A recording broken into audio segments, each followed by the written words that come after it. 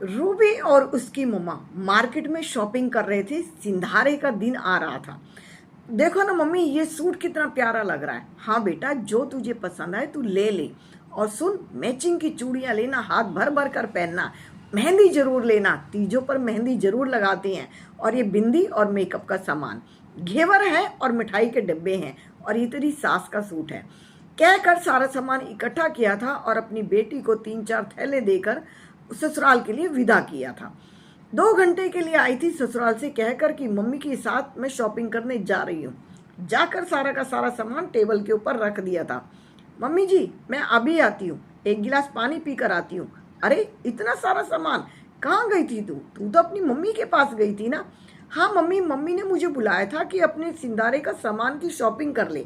फिर मेरी मम्मी मुझे मार्केट लेकर चली गई थी। अच्छा दिखा तो सही, क्या क्या सामान आया है? मम्मी मैं जरा बस पानी पीकर अभी आई। अरे बैठ तो सही, जरा बता ना मुझे क्या क्या लेकर आई है।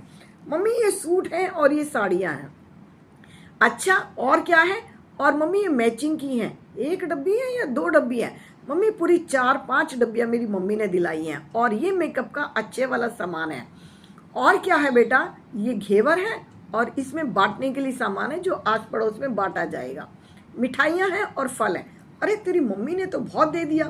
तभी अपनी बेटी को फ़ोन मिला दिया था। कोमल जरा 2 घंटे के लिए घर आ जा। क्या बात है मम्मी? कुछ नहीं, तेरे सिंदारे का सामान जो देना है। और बेटी 2 घंटे के बाद स्कूटी लेकर आ गई थी। बेटा बात सुन, देख तो सही ये सूट कैसा लग रहा है। मम्मी ये सूट तो यहाँ पर मिलता ही नहीं है। हमारी मार्केट में ऐसे कपड़े नहीं मिलते हैं। ये कहाँ से आया मम्मी? ये तेरी भाभी की मम्मी ने दिलवाया है। मम्मी हमारी मार्केट में ऐसे कपड़े नहीं होते जैसे भाभी की मार्केट में होते हैं। अरे वो अच्छा एरिया है, एरिया के हिसाब से ही कपड़े होते हैं। मम्मी ये तो मुझे बहुत ही पसंद आ रहा है। तो ले ले बेटा, मना किसने किया?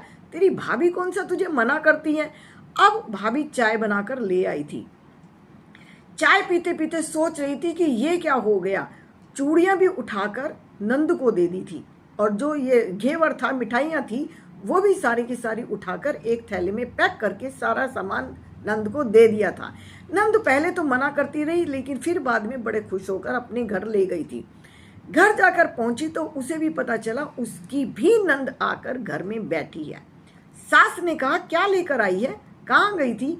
वो क्या है मम्मी जी, मेरी मम्मी ने बुलाया था। नंद ने कहा क्या लेकर आई है? मम्मी ने इस सिंदारे का सामान दिया है। जैसे ही सिंदारे का सामान खोलकर रखा था, उसकी नंद को वो सारा सामान पसंद आ गया। मम्मी ऐसा सूट तो मैं बहुत दिनों से सोच रही थी, लेकिन मुझे मिला ही नहीं कहीं पर भी। मुझे भी ऐसे ही सूट चाहिए था। तो कोई बात नहीं बेटा, तू ले ले, तेरी भाभी कौन सा तुझे मना करती है। और सुन, ये चूड़ियाँ तो मैचिंग की हैं, ये भी ले जा। और अब मैं मिठाई के लिए किसको बुलाऊंगी और किससे मंगवाऊंगी? सुन, तेरी भाभी को तो फिर भी यहीं पे देनी है, फिर भी यहीं पे देनी है, पड़ोस में तो बांटनी है, मैं और मंगा लूंगी। उठाकर पूरा का पूरा सामान नंद को दे दिया था। अब थोड़ी देर के बाद अपने कमरे में जाकर कोमल ने मम्मी को फ़ोन किया। मम्मी पता है आपको क्या हुआ? क्या हुआ बेटा? मेरी सास ने पूरा का पूरा सामान उठाकर मेरी नंद को दे दिया है। क्यों? सास ने ऐसा क्यों किया? ऐसा क्या भूखे नंगे घर की है क्या? अपने आप नहीं ले सकती थी? 4 पैसे बेटी के ऊपर खर्च भी तो करने चाहिए थे। क्या बिल्कुल खर्चा करना नहीं जानती? अरे अपनी बेटी को सब मन से देते हैं, प्यार से देते हैं। बाजार चली जाती, इतनी जल्दी क्या आफत आ गई थी? कौन सी आज तीज आ गई थी?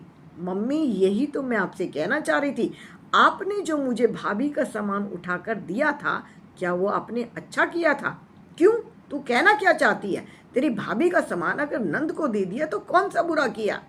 मम्मी मैं भी तो यही कहना चाहती हूँ, मैं भी तो भाभी हूँ। अगर नंद को सामान उठाकर दे दिया तो कौन सा बुरा किया? अगर आप मुझे खरीद कर देती तो कितने प्यार से खरीद कर देती, कितने मन से देती, मैं भी उसे पहनती। और अगर मेरी सास भी अपनी बेटी को उसी की पसंद की चीज़ें दिलाती, बाजार लेकर जाती और जैसे भाभी को दिलाया है ऐसे ही दिलाती, तो कितना अच्छा लगता। आपने महसूस नहीं किया मम्मी, लेकिन भाभी का मन देखो जरा दुखी हो गया था, उनका चेहरा उतर गया था। आपने वो चीज़ें महसूस ही नहीं करी। मैंने महसूस करी थी मम्मी कि भाभी का चेहरा पूरी तरह से उतर गया था। ये तो मेरे से गलती हो गई बेटा, जो मैंने किया था वही मुझे आगे भुगतना पड़ा, और आगे से मैं कभी भी ऐसा कोई काम नहीं करूंगी। बहू का श्रृंगार बहू के पास ही रहने दूंगी। उसकी माँ ने उसे बड़े प्यार से दिया था, उसकी मम्मी को भी जब पता चला होगा तो उन्होंने मेरे बारे में क्या सोचा होगा। मैंने सच में गलती करी है। आगे से जब भी कोई सामान लेना होगा हम दोनों ही बाजार में जाएंगे और तेरी ही पसंद का दिलाऊंगी। और तू अपनी नंद को भी आराम से बताना, वो भी तो तेरी नंद है। अब जो गया सो गया, कोई बात नहीं। अब सास ने थोड़ा सा पछतावा किया था और आगे से सोच लिया था कि जब भी कभी भी बेटी को सामान देना होगा तो मैं हमेशा उसकी पसंद का ही दूंगी। अपनी बहू का आया हुआ कोई भी सामान उसके मन को नहीं मारूंगी। बच्चा बच्चा होता है, वो भी तो बहू है, उसका भी तो मन है। उसकी माँ ने कितने मन से उसे सामान दिया था। मेरा क्या हक बनता था कि मैंने अपनी बेटी को उठाकर दे दिया। मैंने महसूस भी नहीं किया कि उसका दिल कितना दुखी हुआ होगा। उसने अपनी बहू के पास जाकर कहा था, बेटा ये मेरी पहली और आखिरी गलती समझ, आज के बाद मैं कभी ऐसा नहीं करूंगी। तो बहू ने कहा था, मम्मी जी कोई बात नहीं, वो भी तो नंद है, लेकिन अगर आप मुझे बता देती तो मैं एक के साथ 2 सूट खरीद कर ले आती। अगर उन्हें दीदी को इतने ही सूट पसंद है तो मैं आगे से उनका भी सूट लेकर आऊंगी। और नंद ने बहू ने सास को कहा आराम से, और सास की समझ में आ चुका था कि बहू भी बेटी की तरह ही होती है।